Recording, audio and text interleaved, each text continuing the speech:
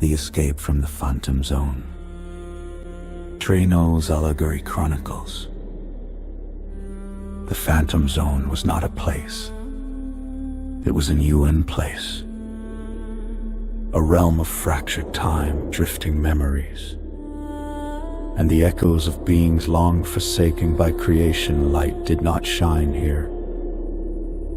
It flickered like dying embers trapped between moments. Sound existed only as memory. Space folded in on itself like a wounded thing. This was where the surviving Anunnaki awoke.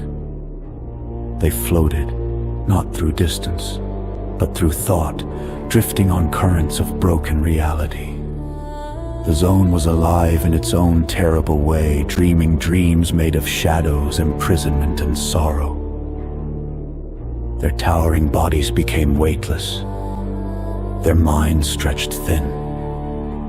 Their voices dissolved into a silence so vast it smothered identity. "How long have we been here?" one whispered, only for the words to vanish before fully formed. "A moment, a millennium, I cannot tell," another answered, though even he could not hear himself. Time had no meaning here. Seconds looped. Years collapsed. Memories twisted into knots of past and future. Some Anunnaki relived the destruction of Rehab endlessly. A supernova of silver fire replaying again and again. Others saw versions of themselves splintered into infinite reflections, each trapped in different shards of existence. A few felt them. Ancient beings banished long before the first star burned, lingering like bruises in the zone's fabric. Their presence brushed against the newcomers like cold fingers of forgotten despair.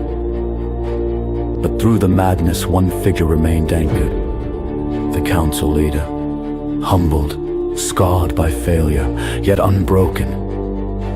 He held on to the one thing the Phantom Zone could not devour: purpose. "This realm is a prison," he said, his voice trembling but resolute. "And every prison has a door." So the Anunnaki searched. They drifted through corridors of frozen time, shards of moments suspended mid-motion. They pushed through pockets of reversed gravity where up and down traded places without warning. They passed through memories that were not theirs. Echoes of beings who had screamed their last into this void. And then they felt it. A vibration, a heartbeat, a rhythm not born of the zone, a pulse from beyond. The more they followed it, the more unstable the zone became. Warped walls of reality folded inward. Shadows whispered in languages older than starlight. Echoes of ancient exiles clawed at their spirits, desperate for escape, or to drag them deeper. But the giants pressed on. Finally, they reached it. A breach, a small trembling tear in the air, shimmering like liquid silver. "This is no doorway," one murmured, awestruck. "It is a wound," another replied. "Then we force it open," said the council leader, "for light waits on the other side." Drawing on the last fragments of Rehab's core fire still flickering in their bodies, the Anunnaki joined hands. A soft glow spread from one giant to another. Silver light awakening after the long darkness. Their radiance hummed in harmony.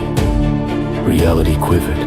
The tear widened. The zone screamed. Light exploded through the wound. Brilliant, overwhelming, purifying.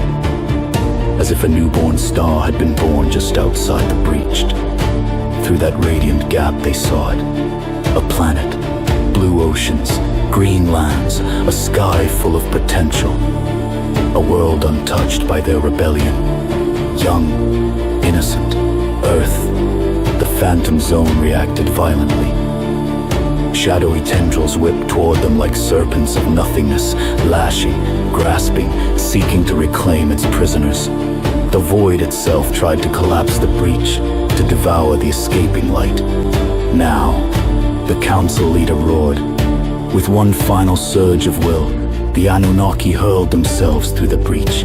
Light engulfed them, forms twisted, souls stretched thin, then snapped back into solidity as they broke through the dimensional wound. They burst into Earth's young sky like meteors, fiery trails streaking across the heavens, thunder cracking the air.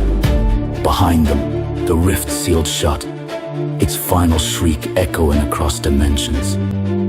The giants slammed into the land with ground-shaking force, dust, smoke, fire, then silence. One by one, they rose from the impact craters, weakened, disoriented, scarred by imprisonment, but alive. And as they gazed upon this untouched world, hope flickered in some. But in others, ambition stirred again. For where the Father had begun anew, the fallen children of Rehab would rise as shadows over his newest creation. Their exile was over. Their influence was just beginning.